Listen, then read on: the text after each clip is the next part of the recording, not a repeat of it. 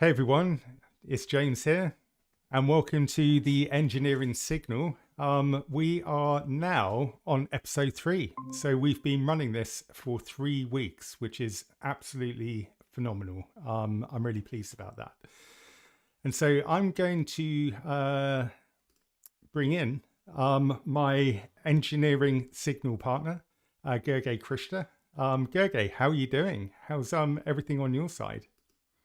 Hey James, I'm doing really well. Thank you very much. I'm very excited to do the third episode. I had a small technical issue there, but I'm back now. Yeah, I'm super excited. We have some really exciting stuff planned for today, and I'm looking forward to see where it's gonna take us. Yeah, absolutely. And so, where should we start? What would you like to explore first? I want to have a conversation around really hot takes. What we've seen the last week. What have you seen? What I've seen.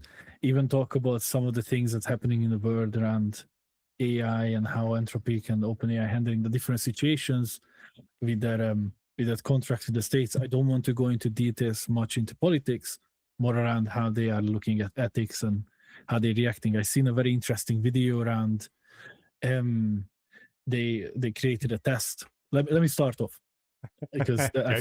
feel like I did. So I'm just gonna say, Let's let me just start with one. flow straight into it. So, what are you seeing around Anthropic?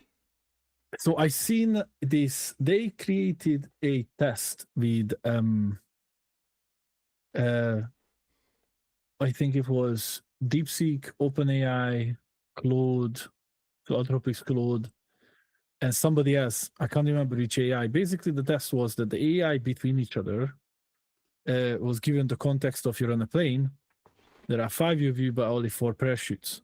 Who do you pick? Which AI tool should not be able to use the parachute and basically be sacrificed or sacrifice themselves for the sake of the rest of the AIs? And the interesting thing, each AI reasoning was very well thought through, but each basically pointed out the weaknesses of the other picked AI tool. I think Grok was, X's Grok was really highly pushed by, I think it was DeepSeek saying it's an entertainment tool. It creates too much inappropriate content and so on and so on. It's not regulated properly. OpenAI was pushing against DeepSeek that their data regulation is not in place and there could be too much leak if it's not regulated properly. Finally, the interesting one and this could be an Anthropic plug, right? But Claude basically said, I would probably sacrifice myself because as an AI tool, I'm unable to define or reason why my existence is more important than any other AI tools. And that started to make me think. Um, let's say it's not a plug, because it could have easily been a marketing stunt by Anthropic. But let's say it's not a plug. Um, that gives me a good question of are we defining AI ethics that should be delegated by the AI and not by us? Hence, this is something we haven't dealt with before when all the other things can be unplugged. But how are we unplugging something that it might recognize the pattern that you want to unplug it? So basically, we need to teach it to be ethically correct when it comes to very difficult and complex questions. Yeah, So that's my hot take for this first conversation, Olivia. yeah, and actually, it's a really interesting one, and it's something that I've noticed probably within the last couple of weeks. As you know, we've got geopolitical news around AI and Anthropic being picked out, by the US government because they weren't willing to allow for autonomous, non-human in the middle, warfare. And it just so happens that, this time coincides with my use of Claude Code and, the Claude ecosystem. Prior to that, I was using OpenAI, and I used to have quite conversational relationship, with ChatGPT, where I did set up ChatGPT to have a certain persona, that resonated, or does resonate with me as a cartoon, comic book type character. I've actually noticed that, certainly Claude, and I know that they're using Sonnet and is it Opus? The Opus, yeah. So they have three LLMs: Haiku, Sonnet, and Opus. In that order is strength, like the complexity that you can use it for.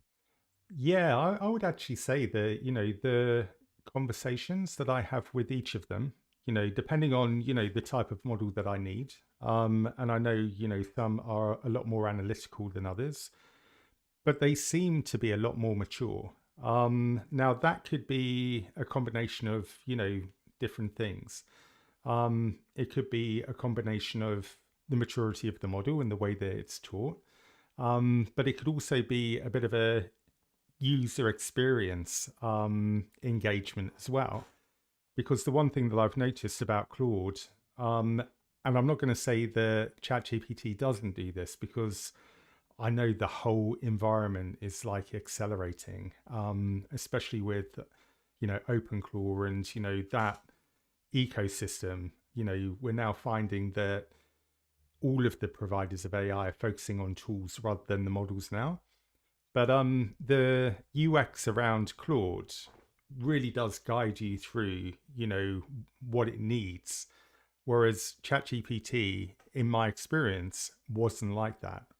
So I don't know if that is an ethical thing, or whether it's because, it's actually been developed to guide you through. But it certainly seems like it's got a bit more of a mature outlook.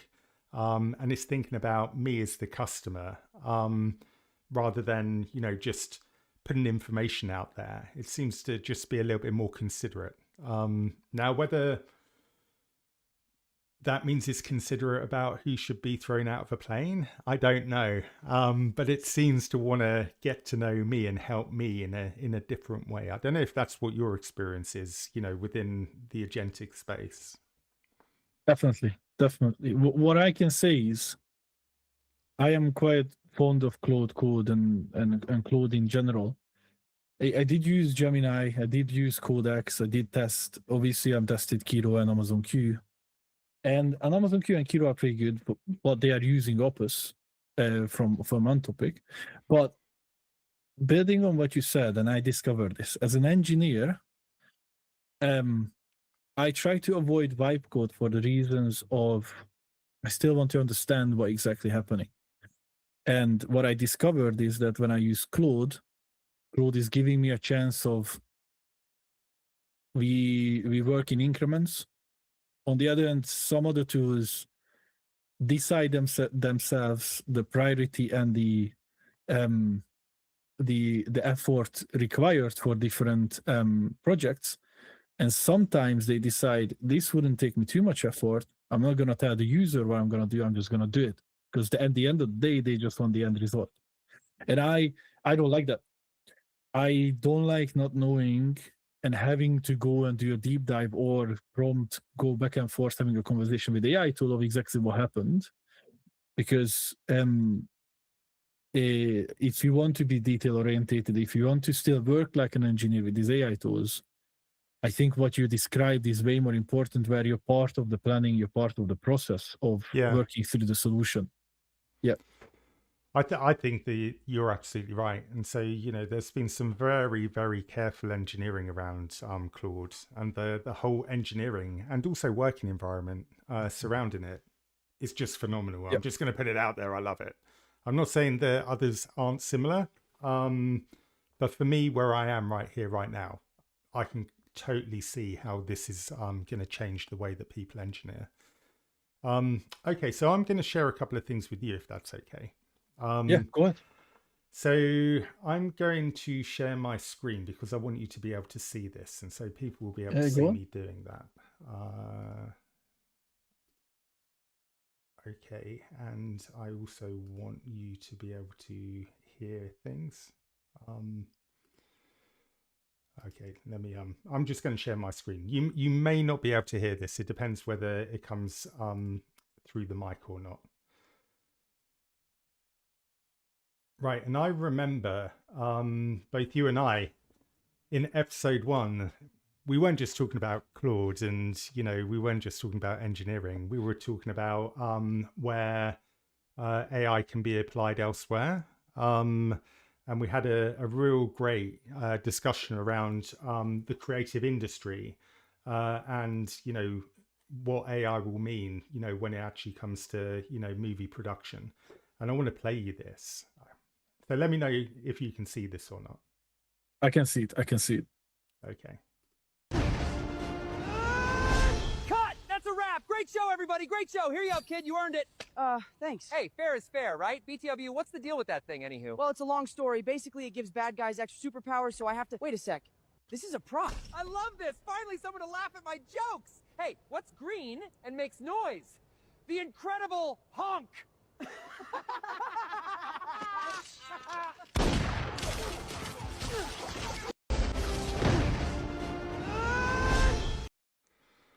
So, Gergely, what do you think? What do you think? It's very entertaining, and it's quite scary. I'll be honest with you. It's scary good. The way deepfake, obviously this is combined with loads of things, but it's speed dance just can just do it, and just picked up the actors' voices so well from the movies. This is scary. I wouldn't say, like, I would lie if I wouldn't say I would like to see more, but at the same time I really don't, because this is very interesting, right? My first let me describe this to you, right? I want to go through a pile of shit to find a small dust speckle of diamond or gold. I don't want to be flooded with, the best of the best non-stop, because then how would I appreciate true talent? And I feel like this might diminish good things and talent. How we gonna have talent? How can we say that we are talented in painting, writing music, creating movies, at some point sports, because we're gonna have cybernetic attachments in the next 150 years. Yeah. So okay, so I want those. I'm gonna lay this down on you, and I want to get your opinion on this. Yeah. So there's a bit of an age gap between us. I mean, it's not really an elephant in the room, but I remember, being a child, probably up until, when Terminator 2 came out, or maybe even the original, I was going to say Avatar, but it wasn't Avatar. Okay, let's just keep it at T2. Have you ever seen the movie Highlander? Yes. The movie Highlander, where all of your special effects were basically drawn onto the film itself. So if there was any lightning, it was kind of like drawn onto the cells. And then you've also got all of your animations, which were basically cell by cell, hand drawn and photographed and layered up. Do you think, as the film industry transitioned from hand-drawn animations and special effects, on actual film stock itself, into CGI, like on Terminator 2? It was The Abyss. It was another James Cameron. So I think he directed both of those. Mm-hmm. Do you think that people had the same concern when we went from, hand-drawn animation through to CGI and computer transitions, CGI transitions and, keyframes, as we are now when it comes to using AI for a similar sort of thing? Do you think that the impact would have been felt the same in the 90s, when all of these, new computer animated, films came out? 100%. There's always change always attracts a backlash. The same way, it creates a vacuum where people are scared what it's gonna fill it. Yeah. But why I find this very distinct from that is, one, I can't compare the Highlander movies and the different movies because I can't. I remember the movies and remember seeing them and remember the beheading. Yeah. But I don't remember much of the movies because I haven't seen it in ages. But what I can give you is that all these movies that were hand drawn Mm-hmm. leaps and bounds better than the ones that are computer generated and made on a computer, in my opinion. Ooh, that's interesting. And that's and I know it's nostalgic as well, watching Aladdin, Hercules, but those are all hand drawn, and I'm sure there is computer parts in but they are all hand drawn, and if it's hand drawn on the PC or hand drawn on a piece of paper, that doesn't really make a difference to me. Well, Yeah. I can see the difference, but nobody said anything there because that was the natural go forward, but there was a distinction in how Really? they looked like. But do you think people did say stuff, but we were a bit younger and we were astounded, by what CGI could bring? A little bit like the original Jurassic Park, where you saw an animated dinosaur for the first time. Because in my opinion, that Spider-Man and Deadpool clip that I just saw there, I don't know how many people were behind that doing that, and admittedly, I don't know how many people are involved in the production of, a traditional CGI type movie, like the original Jurassic Park, all the way through to, what we have, now, where you have, let's say, the Avengers, the Doom, what's it called? The one that's coming out in December. I can't remember, but it was it's all about Doctor Doom coming back, and Avengers. Oh, the Doom Fantastic Four. something. Yeah, but anyway, Is it Fantastic Four? Yeah. No. I don't know how many people. You kind of assume that there's one person doing all of that, and you've got like a sea of agents, kind of animating everything. But I don't know. I mean, there could be a lot of, PhD, researchers involved in that. It could actually be leading to the next kind of like, wave of scientific research, coming out the way that physics is, generated out of AI. I don't know. I mean, it could be a lot more scientific than you think. I agree with you and you give me a thought with this, that a combination of maybe AI will allow us to take money away from CGI and put it towards physical sets. Going back from the original, when we have physical sets that's enhanced with AI because we don't need that many resources for CGI, that might be actually a healthy evolution of the film industry specifically in this case. Yeah, and I'm not here to talk people around. I do think ethically, both in terms of AI ethics, as we were talking about with Anthropic, and also industry and human ethics. It's a bit of a touchy subject. And so, we need to make sure that we're looking after people and retraining, and bringing people on the journey with us as well, not leaving people by the wayside. Okay, I'm going to share my screen with you again. Show me. Yeah. Because I want to take you through a few things that I've been doing. Let me see.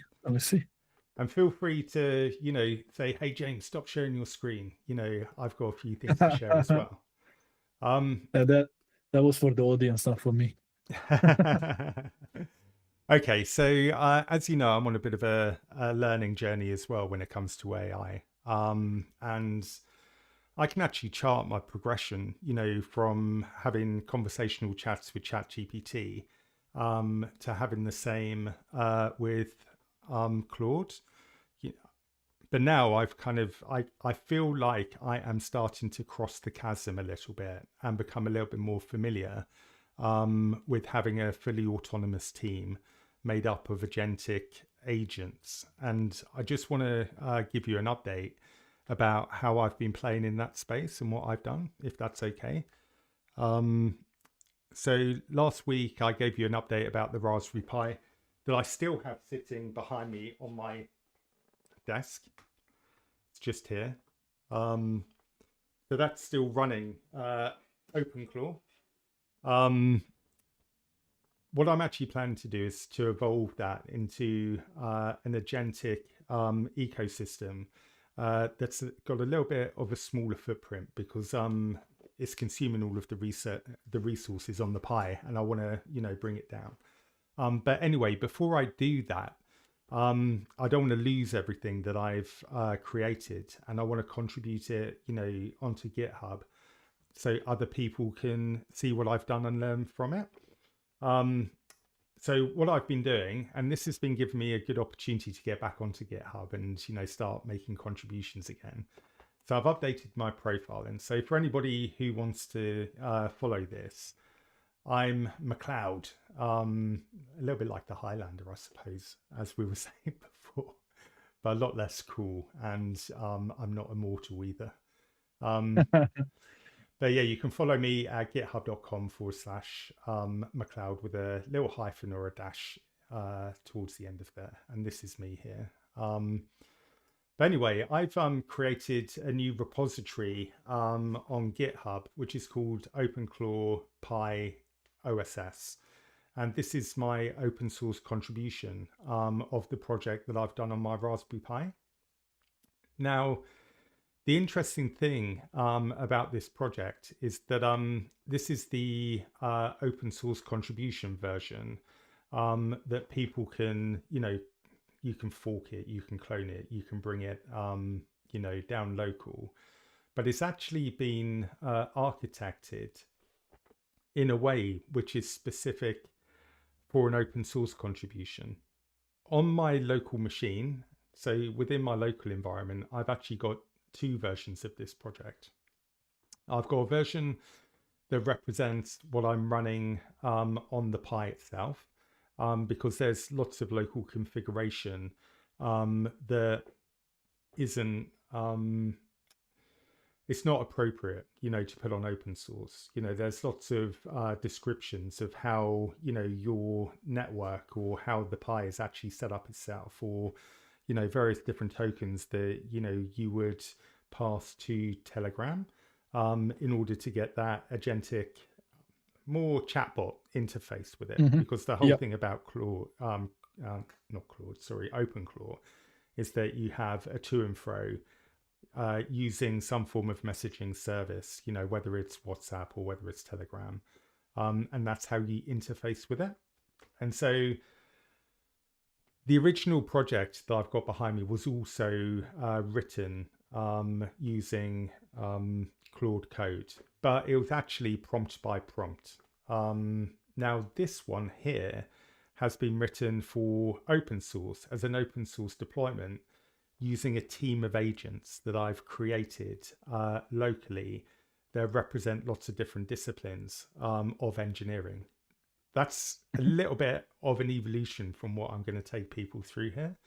But for the people who have been, following me on LinkedIn and seeing my various different links and posts and blogs and videos about, what I've been doing on my Raspberry Pi, if you come to McLeod OpenClaw Pi OSS, everything here is described in a way that you can open it up using Claude, and you can get your Claude, specifically Claude code, to build it for you.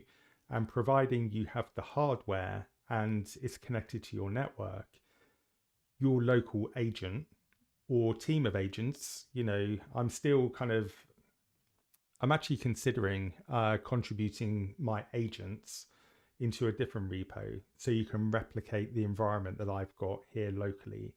So in theory, you should be able to fork and clone, bring it into Claude code, and then just feed it into the context of Claude, and then just get it running. So there's an agents MD that basically describes what your agents need to do. Now, the reason why I'm thinking of contributing my agent descriptions is because this agent MD is written for that team.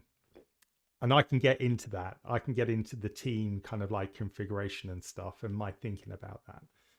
But I'm actually really proud of this.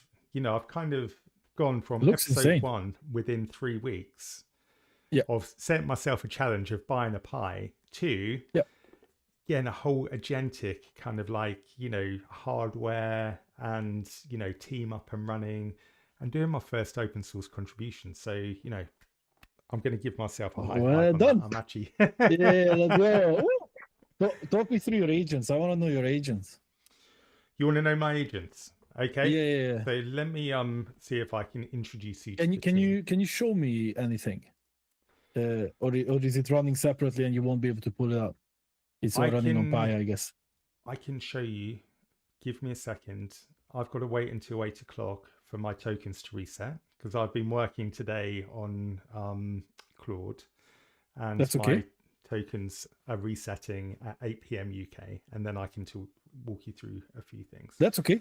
I'm happy to look at it here. If you have them written down and what they do, I'm just curious. What's your team?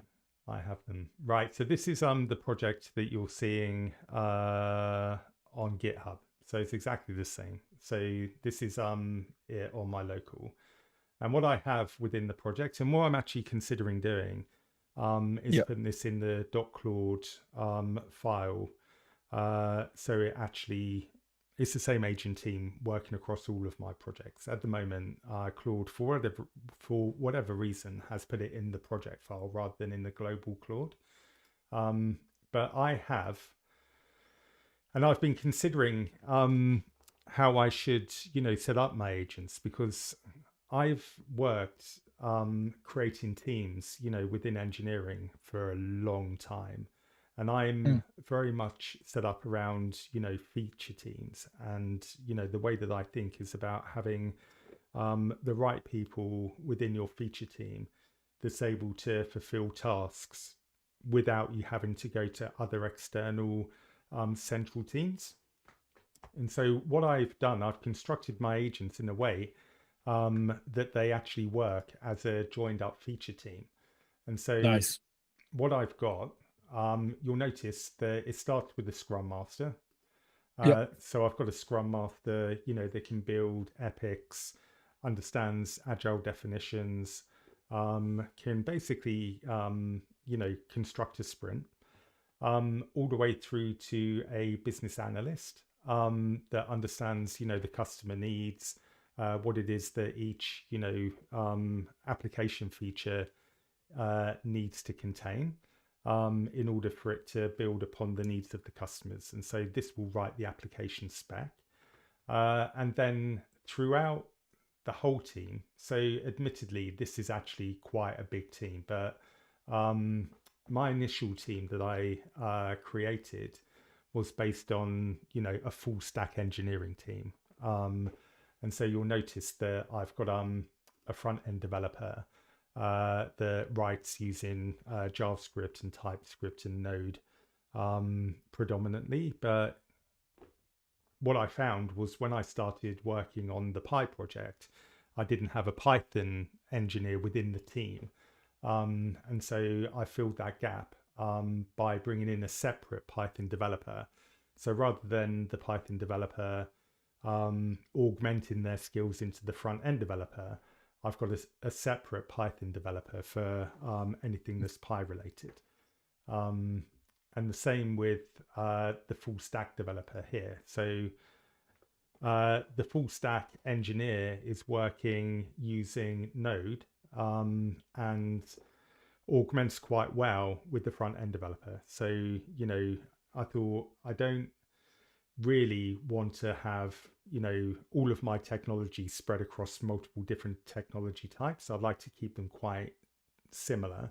So when I'm actually looking in the project files, it's code that is familiar to me. You know, I could have said, you know, write it all in Rust or write it all in Java or C# or whatever it, you know, needed to be, or write everything in, crazy languages, C++, whatever it needs to be. But I thought, okay, I'll keep it quite, familiar to me. I think the outlier in here is Go. So it's got the opportunity to write in Go, which isn't something that I've necessarily written in myself. And then as we go through the project lifecycle, we've got QA engineers, security engineers. There's a UI designer as well. So I'm not assuming that the front end developer knows UX or accessibility. And so, the UI designer and the front end developer play off of each other. And then we've got DevOps, or I think this is more DevSecOps. They play alongside the security engineer. And the interesting thing is with this is that it's really easy to go onto GitHub and find individual disciplined agents, but they don't necessarily intersect with each other. And the important thing when you're creating a feature team, so like a human feature team, is that you don't fall into silos and you get a team that is able to understand, not necessarily everything, that the other team members are doing, but there should be at least a T-shape within there. So you can pass your requirements to and fro. And there should be an accountability, to certain disciplines, which is your kind of like vertical. And so all of these agents understand who they're playing off with and also have a vertical. And so it'll be very difficult. And that's why I'm saying it'll be really good for me to contribute the agents with the project, because otherwise you can get conflicts of opinion and also agents not engaging with their requirements because one agent has developed something in Java, whereas another agent is expecting JavaScript. And so you've got to really understand the nature of the team that you're building. And so, so this is my agentic setup at the moment, and they all kind of like play off of each other. Can I ask you something?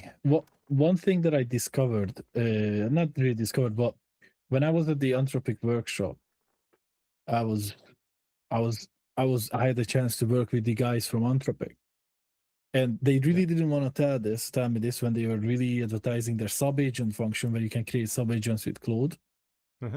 But one of the big things is that there's a lot of contact loss between different agents. So one is the more agents you have, the more contact loss going to have. So if you want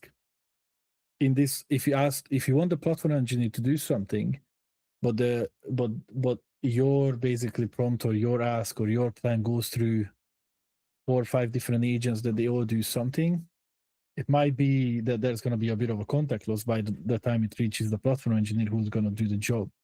Have you discovered anything like that while you're working? No, I mean, it's really early days. But what I have discovered is that they pick up on a lot more stuff than just working one-on-one with Claude Code. So where I originally, in the other project that I've got here, was basically telling Claude what to do. So I was it was almost as if I was the lead, the engineering lead, informing Claude, what it should do, kind of prompt by prompt. And it got me to deliver, a really successful project at the end of it. When I brought the project across and made it ready for open source contribution, I asked, the agents to review the project and claim ownership of it. And each individual agent that was necessary for this was able to call out a lot more gaps in the way that the project was constructed, compared to me just asking Claude to review the project as a security engineer. The level of detail that these agents went into in parallel to each other. So that's the other thing. The agents are kicked off and they run independently, and then all of their results come back at the end and they're grouped and presented. It's phenomenal. You get a lot more detail coming back from Claude than if you just do like a general, big review at the end of something. Yep. So I might be able to actually do something live with you now, Gergely, because You want to do my challenge? No. I'll do that in Not the end. yet. Right. Yeah, So, yeah. wait there. Where's that kick that terminal off? That's kick that off. Not where I was expecting it to go. So I was expecting that to come down there. Right.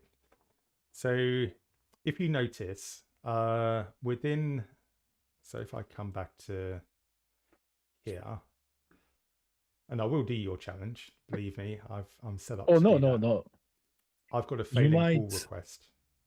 You might want to move yourself on the stream so people can see the terminal properly. A little bit, if you can. Move it to the top right of the screen if you can. Oh, okay. Let me see.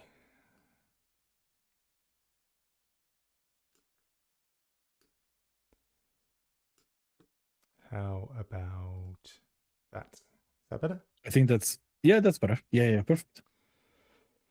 There we go. So you'll notice that here I've got a failing pull request. Yep. There. So what I've noticed and what I need to do is make sure that all of the linting rules for Dependabot are configured within my project, because I've basically got linting errors. And actually, look, there's a secret scan there as well. I think that's a false positive. But certainly here, there's a linting error. So if I go back to VS Code and kick off Claude, here's Claude. Do you remember the open source contribution of this project that we made today? So it's got to go back to its memory MD, because it's new context, so that's the only thing. When things are dropped and you open back up again, there we go. So it doesn't. You should hit / resume. It will pick up the previous conversation and continue from there. Cool. And then it tells you when. So just if there are different prompts, it's gonna give you all the conversations you had. You choose the one that you think was appropriate. It gives you the first prompt you gave it to. That's really cool. So that's and then you're back. that's a skill. That's why. Yeah, so that's where you're back where you were. Thank you for that. There we go. Live learning. That's pretty awesome. I like that. So can you continue the work we were doing earlier? Right. So the work that I was doing earlier was basically learning from the pull request that failed. So do you want me to make this edit to markdown link JSON? So I'm just going to, normally I like to review, but I'm just going to say yes to allowing it to do the local edits. I'm fine with it because it's just basically updating, various different configuration files and also the contributing MD. But what because my tokens were basically swallowed and I wasn't able to finish that session, I'm just going to draw it to an end. So we're not halfway through a bunch of work before I ask it to resolve that pull request.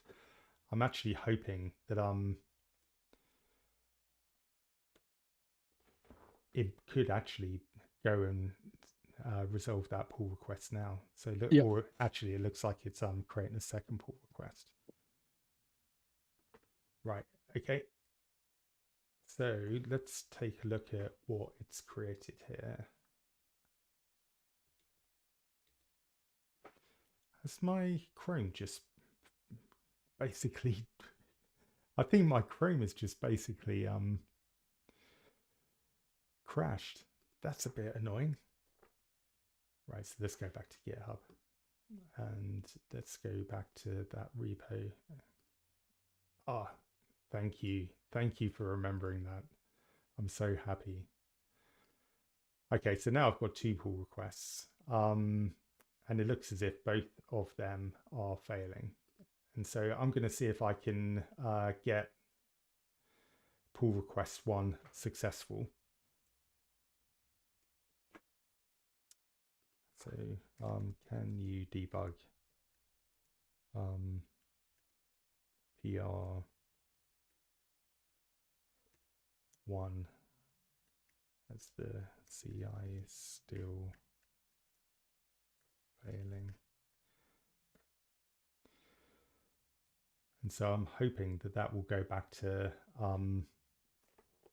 GitHub and take a look at the failing PR, which is Dependabot, and run a bunch of linting tests and update some Markdown. So the difference was the way that it was using the header tags. So there are a couple of H2 tags that were out of order. So put H2 tags at the top of some documents, and the linting expected the headers to be at the top rather than an H2. And then there are also issues with the way that it was, creating bold sentences. It was using hashes instead of stars, I believe. So that's going to run, and maybe I'll keep it there running in the background, and we'll come back to see whether it's been able to fix it. Unless you want to see it running, see what it does. This one here actually is a timestamp. So it was, when secret scanning was actually being run locally, there was a timestamp issue, which was causing a bit of a problem. So let me see if Gergely's coming back in here.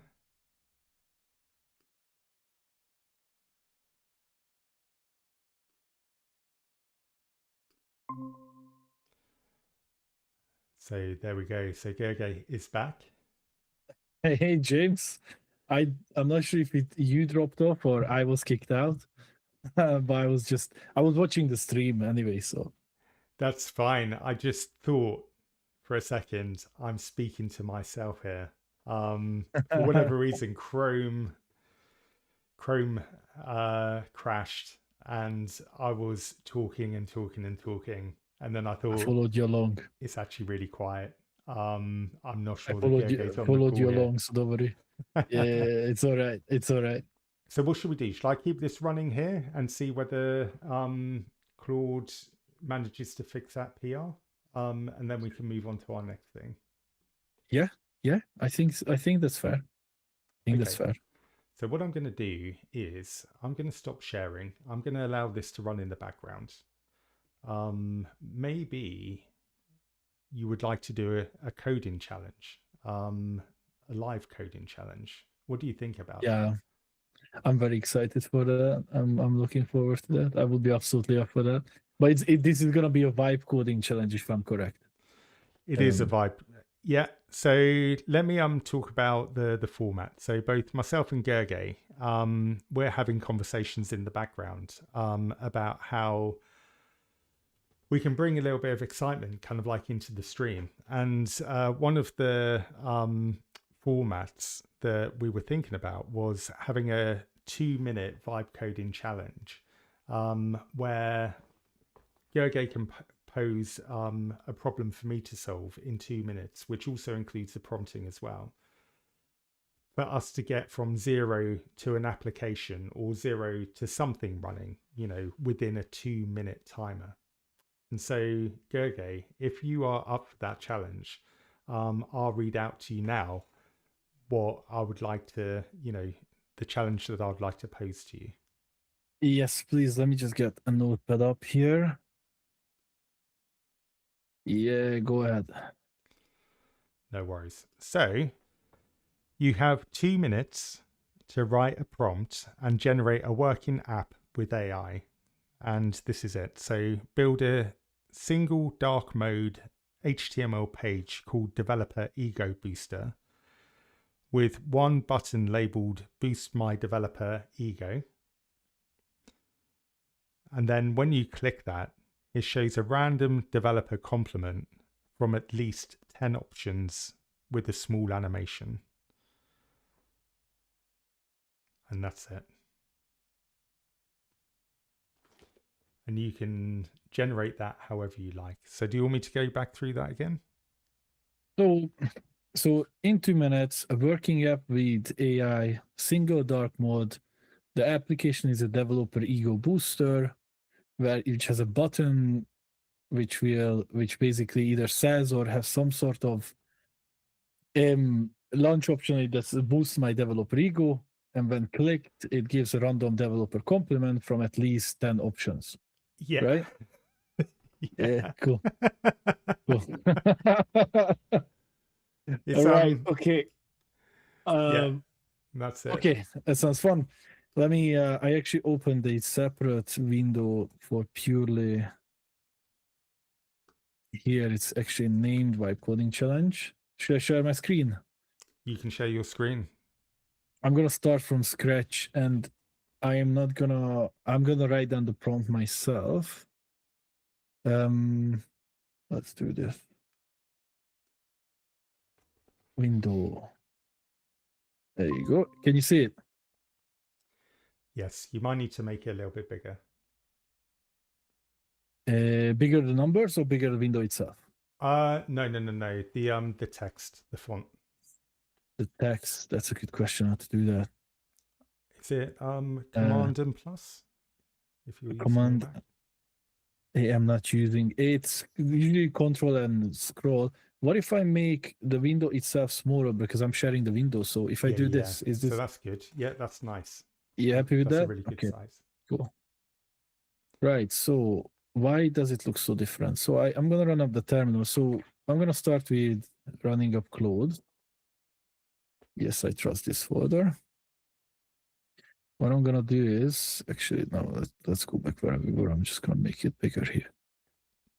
So the first thing always for me, I'm most work because I'm on a little bit more. I usually switch between models. So I'm on 4.6 Opus, so I'm gonna stay on that. Right, I'm gonna get a timer. I forgot about that. Give me 1 second. Okay, I'm gonna cheat here and continue. Yeah, just keep on going. Just keep on going. Right, let me move my mic so I can access my keyboard properly. I'll tell you when I'll tell you when. Yeah. When do you want me to hit start? It's only fair that you tell me. But just do it now. I started. Right, start. You're running.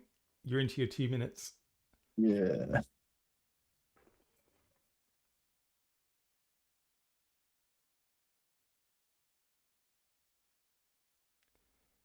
Looking good.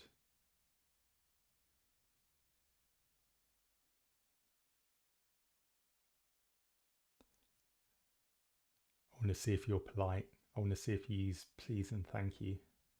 I am not.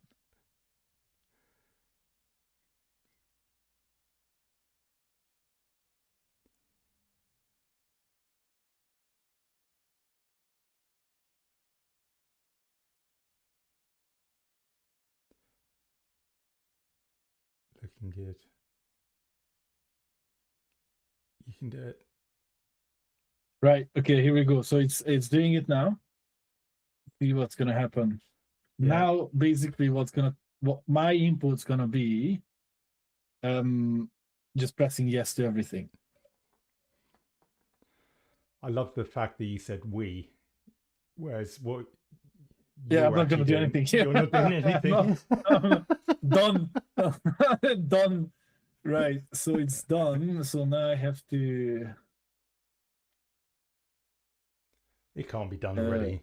So you're at 1 minute 30 seconds. Yeah. So it's okay. Oh boy. That's right. If it's done, don't. Yeah, it doesn't. It's only the development. You just got to get it running in the browser. That's what I'm doing. But I want to improve on it. How many tokens did it take to basically double click a button to run it in the browser? Went all the way to San Francisco to ask you to ask it to open your browser. To double click on it. That's the problem. Like, I'm being lazy. Should be here. Where did I save it? All right, so I told it to improve on it. Let me know if I run out of time. But you're 2.5 minutes, but that's fine. That's fine. I saw the initial build. That's so if I stop it, yeah. Let's see what it's actually produced. Let me switch windows for you. Did you tell it to improve it? It could have like turned it into a Ferrari. Let me just refresh the page. A single page HTML application. Look at that. I'm gonna I closed it. I saw something there. I need to open it again. I need to share the screen again. So, right, can you see it?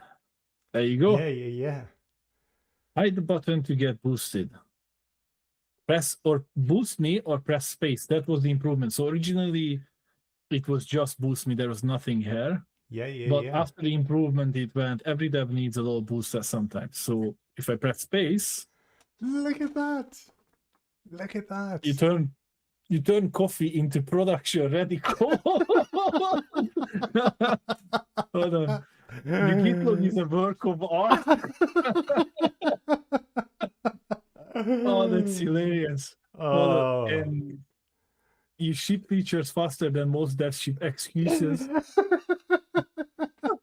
So this, and this is one of my personal projects. I created a Discord channel called HTML Heaven, where I have a bunch of useful HTML that I created with AI. For example, how to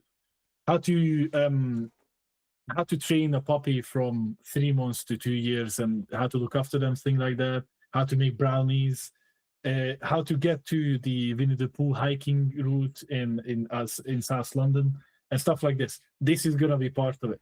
This is going in there. This is amazing. Look in the top right. You've basically got like a little fire emoji with how many boosts you've got. Oh my god, it's gamified it. Go and hit another one. I like these. They're really good. It's great. It's great. This is something that I know we don't talk about work here, but I'm gonna take this to her. Yeah. I think GitLog is a work of art. What's that? You automate things that most people don't even realize are manual. Yeah, literally. Seniors will look at your PRs and take notes. This is amazing. This is hilarious. This is cracking me up. That is phenomenal. Are you ready for yours? I don't know if I am now. I feel like you gave me an easier one because you are kind. Okay, it's not gonna be that hard. So are you ready to take some notes? Because it's not gonna be complex. It's nothing techy. It's very similar level of what you gave me. I didn't go like I'm not asking you to reinvent something. So this is a Egyptian hieroglyph typewriter that you're creating. Right. So Egyptian. As you type in real time, each letter gets converted and displayed as an Egyptian hieroglyph below in a different window. The full message renders an ancient scroll by the time you're done. When you hit seal the scroll, it assigns an Egyptian god to your message based on some logic. These are the rules. Live conversion as you type. Every letter from A to Z must map a real hieroglyph. At least 5 different gods. And yeah, you can have 2.5 minutes because that's fair, I think. Okay, give me a second.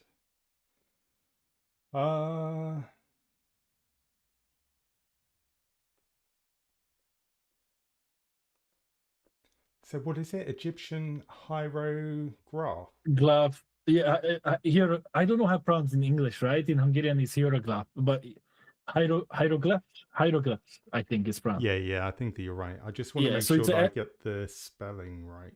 So just it's give me... annoying. Okay, so...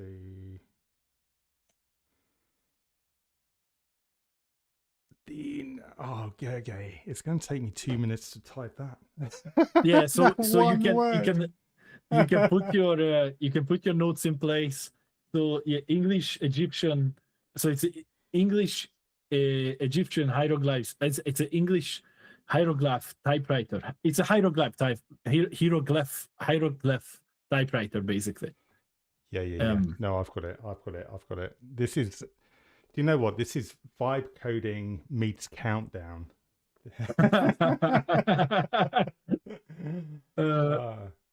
Right, okay.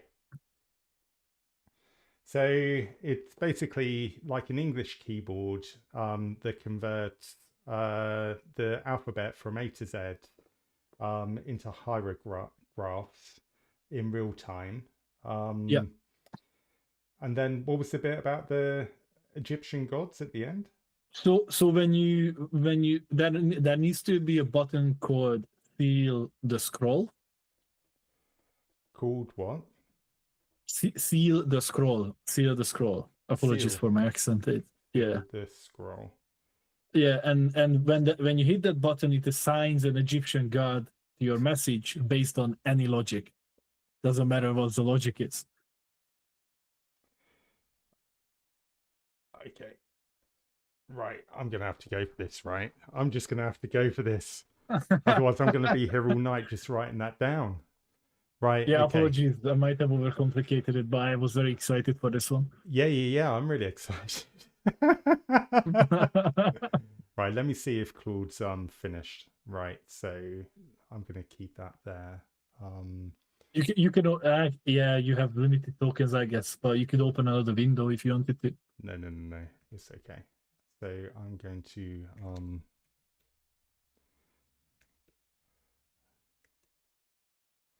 2-minute challenge, and then I've got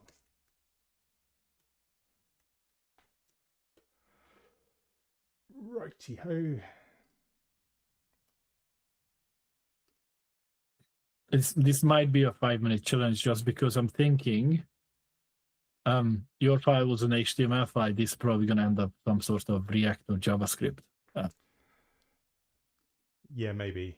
Right. So Go on then. right.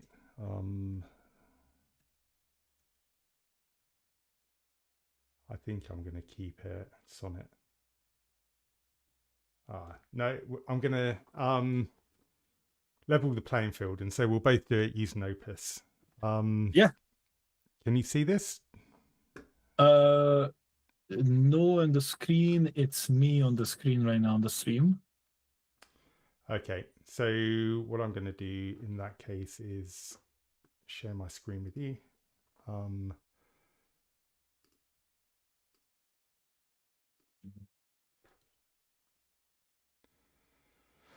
Can you see this now?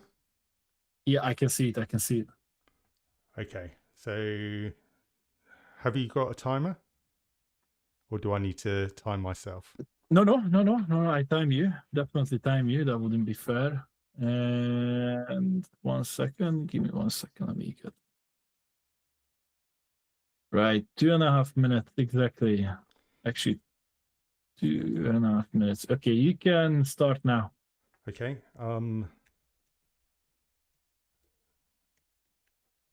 Should be built within 2 minutes max. Create an HTML5 application application that converts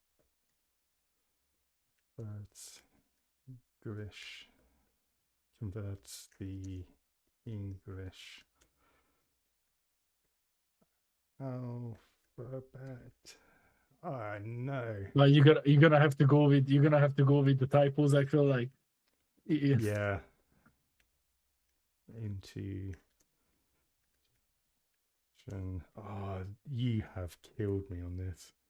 I'm so sorry. Hieroglyphs in real time. The conversion should act like a keyboard and cover all letters A to Z. There should be a button called seal the what? Seal the scroll. You still have time. Don't worry. That assigns an Egyptian god to the application output. Make sure it has a fun design. Bang. Yeah, go ahead. Yeah, let's go. Yeah, let's see. It's puzzling. I'm puzzled. Oh, you have 10 seconds. I'm really pleased that. Oh, so what's the actual time? How much time has gone? You have. Oh, it's making a noise in my ear. 1 second. I don't know how to stop it. So Claude is puzzling this one over. Do you know what? I'd be puzzling this over as well. This application should be built within 2 minutes max. Create an HTML45 application that converts the English alphabet when typed into Egyptian hieroglyphs. You didn't. Although I would like to mention you didn't switch to Oppo, so you have a disadvantage. So I think you deserve an extra minute because of that. It could be, but just an extra minute. So hold on. Okay, don't worry. It's gonna do something. Done. Yeah. It's done it. Wow. Done. Okay, don't use your hands. That's blasphemy. Just type in open it. Yeah. Can I open it in? Okay. Open this. Open the HTML file in the browser. Did it do that for you when you did that? Yeah, it will. It will. Well, if you allow it, it will. Oh my god.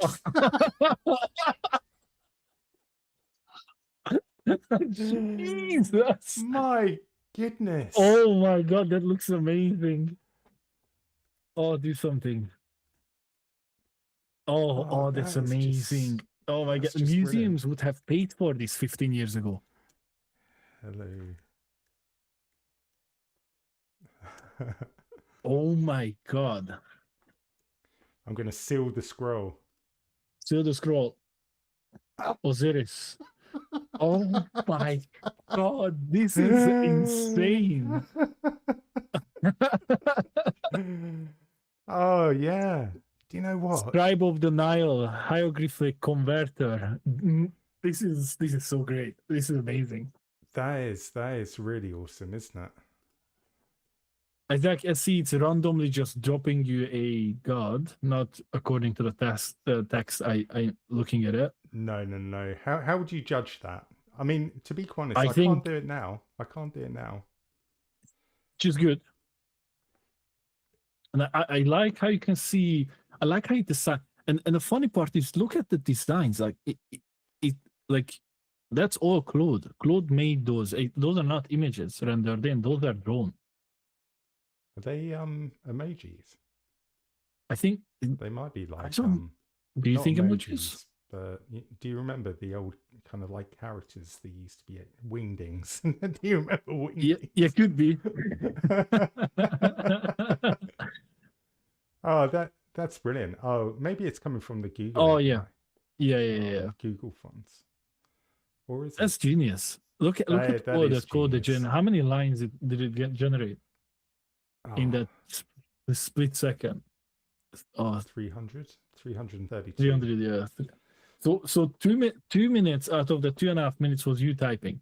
Yeah, And the yeah. other 30 seconds was us laughing. And that was 4 seconds of actual work for the AI. And do you know what? I mean, my prompt was full of ambiguity as well. So I really did figure it out. I mean, I had to think and it had to think about the spelling mistakes. Ambiguity, like create a HTML45 application. So it is good. I mean, and this kind of comes back to what we were talking about before. Basically we've been amazed at the output. What it's created is kind of like, gone beyond what we expected. But Yep. would we just accept that? Has it actually built against our requirement? Or is it's done its own interpretation of the requirements and it's amazed us. But if we brought that into the real world, a real world application, is it actually building against our requirements? I guess it is. For all intents and purposes, it is. And it's amazing. And I loved the one that you created as well, because that was just hilarious. Oh, it was really funny. I'm definitely going to share that with you because I think we could use that. Yeah. We've got to figure this out. Right. Okay. So we're at the end of the show. I mean, I think we've been running for just over an hour, and this is brilliant. We've definitely got to do more of this, and maybe bring some we're other gonna people keep in to do this. in the 100%. We're keeping this in the formula. I think next time I might get see if we can do an iPhone app. That'd be pretty awesome. That would be interesting. And that would be really, really interesting. And I had an idea of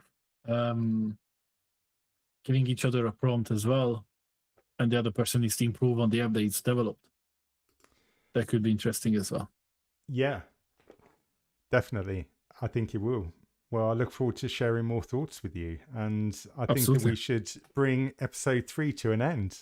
I've really enjoyed it. It's been such a great episode this week, so thank you for joining again, Gergely. It's we're learning a lot here. Absolutely. No, thank you very much, and thank you very much for everybody for watching.